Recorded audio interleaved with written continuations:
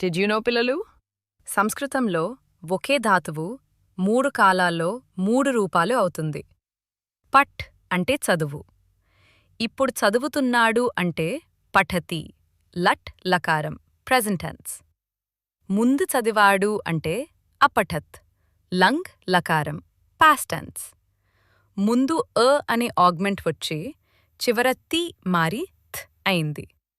తర్వాత చదువుతాడు అంటే పఠిష్యతి, లుట్ లకారం, ఫ్యూచర్ టెన్స్.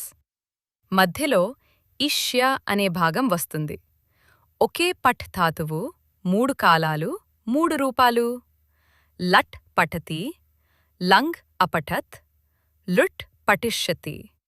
ఈ 3 ఎండింగ్ ప్యాటర్న్స్ గుర్తుంచుకుంటే సంస్కృతంలో ఏ ధాతువైనా 3 కాలాలలో చెప్పగలరు. ఫాలో చేయండి. రోజూ ఒక సంస్కృత పాఠం నేర్చుకోండి.